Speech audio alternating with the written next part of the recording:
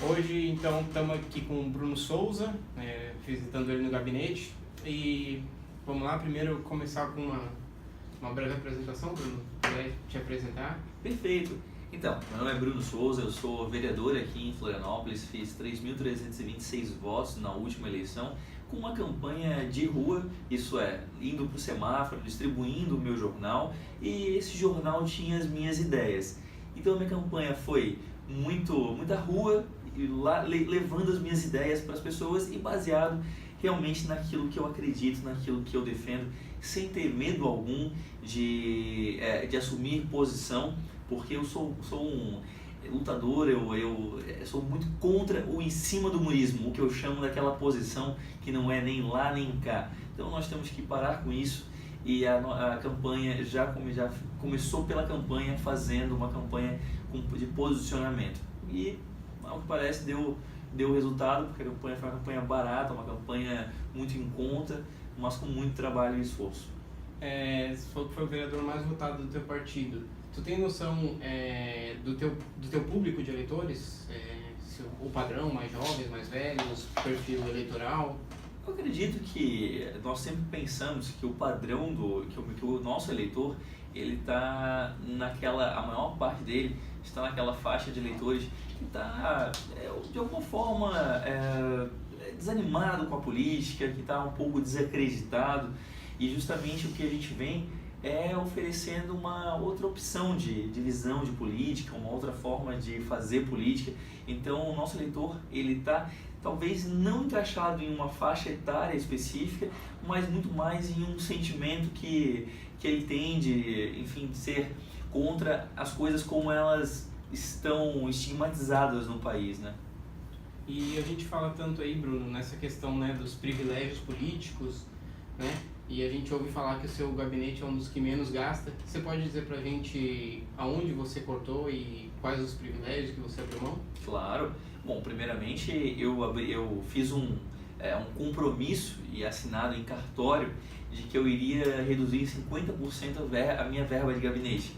Na verdade, eu não consegui atingir os 50%, eu atingi 97%, 93%. Então nós economizamos 93% de toda a verba de gabinete. Aqui nós temos um controle muito rígido de como o gasto é feito aqui. Não tiramos diária, não usamos carro oficial, sou o único vereador que não usa carro oficial. Devolvi todos os celulares que nós teríamos direito, o que já gera um grande impacto. Eu dou 20% do meu salário, porque eu não aceito o aumento de salário, então eu sempre dou esse salário todo mês para uma instituição que eu entenda que venha fazendo a diferença na nossa região. Enfim, e sempre que a gente tem alguma medida interna que a gente pode reduzir custos, reduzimos também. E também tem as propostas externas, né? Eu tenho projetos de lei, por exemplo, para que as medalhas e honrarias que são dadas pela Câmara Municipal não sejam mais arcadas pelo pagador de impostos, não seja mais bancado com o dinheiro da Câmara, mas sim bancado através do dinheiro do próprio vereador que propõe a medalha, por exemplo. Então tem diversas ações que eu poderia exemplificar de atuações nossas que a gente entende que a gente deve reduzir o tamanho e o impacto da nossa legislatura aqui. Você falou em 97%, mas colocando em números reais, valor, quanto você consegue economizar por mês do dinheiro do pagador de impostos? Se nós pegarmos toda a economia que o nosso gabinete gera interna e externamente, é um cálculo um pouco difícil de mensurar, mas a parte, porque, por exemplo, nós atuamos na redução de impostos, conseguimos arquivar alguns projetos que criavam mais burocracia e impostos, conseguimos reduzir alíquotas do ITBI, por exemplo, que é o Imposto de Transmissão de Bens, conseguimos reduzir isso. Isso a gente não consegue calcular, mas a gente consegue calcular, por exemplo, as emendas que nós fizemos cortando cargos comissionados, que somam quase 5 milhões de reais ao ano. Então só os cargos que nós conseguimos cortar na administração municipal já somam quase 5 milhões de reais por ano. E aí, somado a todas as outras economias, por exemplo, emendas parlamentares, que eu não aceito emenda parlamentar, eu tentei devolver para a população essas emendas, são mais 600 mil reais por ano. Então a gente consegue fazer uma economia aí de, se for calcular tudo isso, impactos externos e internos, de cerca de 5 milhões e meio de reais por ano. Até agora. Você é formado em? Administração e Ciências Contábeis. E qual que é a tua relação? Você é formado em qual universidade?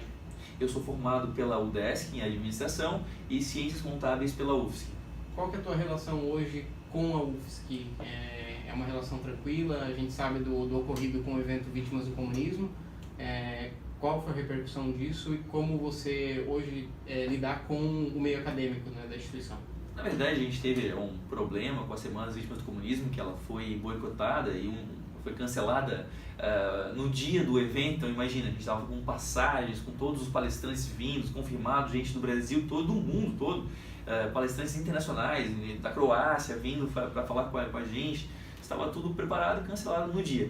Mas esse erro não foi da instituição, porque a instituição em si, ela não toma decisões, né? Quem toma decisão são pessoas. Então foi erro de pessoas. Na época, o coordenador do centro que está ligado a uma corrente ideológica que acredita que não existem vítimas do comunismo, o que eu discordo absurdamente. Então resolveu cancelar o evento no dia, mas conseguimos manter o evento graças ao mandado de segurança impetrado por um dos nossos apoiadores. Bacana, a gente conhece algumas pautas.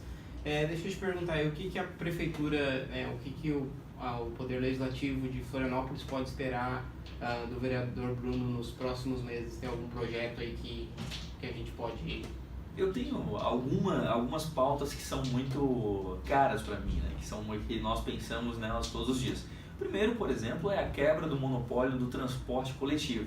Hoje em dia, se alguma pessoa quiser oferecer uma via alternativa de se transportar em Florianópolis de forma coletiva, uma van, por exemplo, ou um micro-ônibus que possa atender por demandas, mas faça isso de forma regular, não pode. É proibido por conta de um monopólio. Aqui em Florianópolis, as empresas se juntaram para combinar preços e serviços.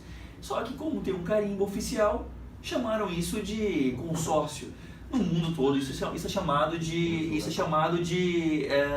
cartel. Então isso foi aqui em Florianópolis tivemos esse problema. É uma bandeira minha que eu quero quebrar esse monopólio e também luto muito pela liberdade de trabalho e a liberdade de escolha. E aonde isso é aplicado? Quando, por exemplo, a prefeitura ou algum vereador tenta impor alguma lei que cria alguma dificuldade para empreender, para se escolher, limita as opções do consumidor, então minha atuação é sempre muito firme contra esses projetos de lei. Eu costumo dizer que muito mais que fazer o bem, a minha tarefa aqui é desfazer o mal. Faz parte. E como é que é o teu posicionamento, ou melhor, como é que fica os teus colegas parlamentares em relação aos teus posicionamentos? Acontecem uns boicotes ou acontecem conversas, digamos, entre aspas, que te chamam no canto para tentar te chamar a atenção ou tentar te induzir à maneira que você vota?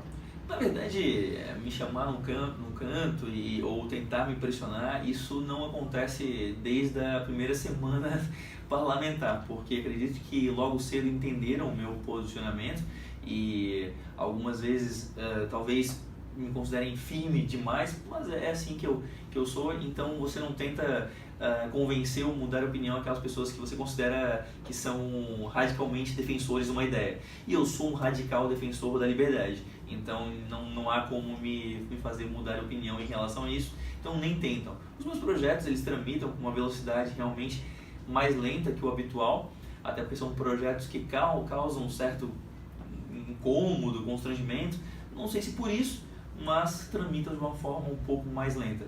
Mas eu pressiono muito, eu fico em cima, cobro e espero poder entregar esses projetos para a sociedade. Entendi. E Bruno, quais são os teus projetos daqui para frente? Você tem alguma coisa, você almeja mais crescer politicamente? Você tem alguma intenção de você é pré-candidato a algum cargo? Olha, eu tenho a ambição, e não nego, de levar as ideias que eu defendo cada vez mais longe, ampliar o efeito daquilo que nós defendemos. Eu não acho eu sou um defensor da meritocracia, então não vejo mal nenhum em você acreditar que pode fazer um trabalho e ampliar os efeitos desse trabalho. Eu acredito que o Brasil passa por um momento realmente de um ponto de inflexão, um momento onde as coisas estão para serem decididas e mudadas, e aí o ano 2018 ele é fundamental nesse processo, e acredito que as ideias da liberdade devem ser defendidas em todas as instâncias. Então, se eu tiver a oportunidade de defender as ideias da liberdade e aumentar o impacto positivo que elas geram, eu vou sempre tentar fazer isso. Essa é a minha missão. Vamos ver, eu vou te perguntar sobre alguns nomes possíveis candidatos à presidência e ao governo e queria a tua opinião sobre alguns deles, pode ser? Décio Lima. Não, né? Não, é o populismo, populismo Nutella, né? É um populismo mascarado em uma nova, o PT tentando dar uma nova roupagem para o populismo e autoritarismo habitual. Esperidião Amin. Esperidião Amin não enfim, nome conhecido, nome que já foi testado, não sei se consegue romper um teto habitual que ele tem, que fica ali entre os 30%. E quem já está no poder hoje, Eduardo Pinho Moreira? Olha, eu realmente não consegui ainda formar uma opinião sobre a gestão dele, até por ser muito, muito recente, né? Sei que ao que parece, tentou diminuir algum tamanho de algumas secretarias e regionais, enfim. Vamos ver, eu pediria um pouco mais de tempo para poder avaliar com justiça. Agora vamos aos nossos presidenciáveis, então. Primeiro, o nosso presidente inocente, né, o senhor Lula. Ele não é mais nem candidato, né? O Lula, ele está fazendo uma caravana pelo sul do país, acredito que já para ficar mais fácil, porque quando estiver passando por Curitiba ele já deve ficar por ali. Então, acho que ele não é candidato, nos próximos dias deve sair algum mandado de prisão para ele, algo do tipo. Então, para mim já é carta fora do baralho. Guilherme Boulos? Se quem olha a Venezuela e acredita que aquele é um bom modelo institucional, é o que o Guilherme Boulos defende, então que vá com eles. Não precisa nem esperar o Guilherme Boulos se eleger presidente, pode ir direto para a Venezuela, que lá está o modelo que ele defende. Ciro Gomes. Autoritarismo, um coronel, enfim, disfarçado e que a gente sempre tem que se perguntar de que Ciro a gente está falando, né? Porque o Ciro Gomes é uma metamorfose, né? Já foi tanta coisa, já foi ministro da Fazenda do governo do PSDB e agora é o queridinho da esquerda. Bolsonaro. Não sei o que esperar. Sei que é muito bem assessorado, tem pessoas boas do lado, mas eu preferiria que essas pessoas fossem os candidatos, né? E João Amoedo, Bruno? Bom, é o meu candidato. É um liberal, então defende grande parte das ideias que eu defendo, terá o meu voto. Entretanto, independente do candidato, independente de qual for o presidente, uma coisa que é muito saudável e nenhum de nós deve perder nunca é o ceticismo político. Nós temos que entender que o político ele está numa posição de poder, então nós nunca devemos apoiar o poder em si. Nós devemos sempre entender e julgar as ações pelo seu mérito e não ser torcedor de algum político em específico. Isso nós nunca devemos fazer. Opa, então vamos encerrando por aqui. Bruno, eu agradeço a tua atenção. Muito obrigado. E tamo junto. Finalizando o trabalho então. Até mais. Abraço. Valeu, gente. Tudo de bom.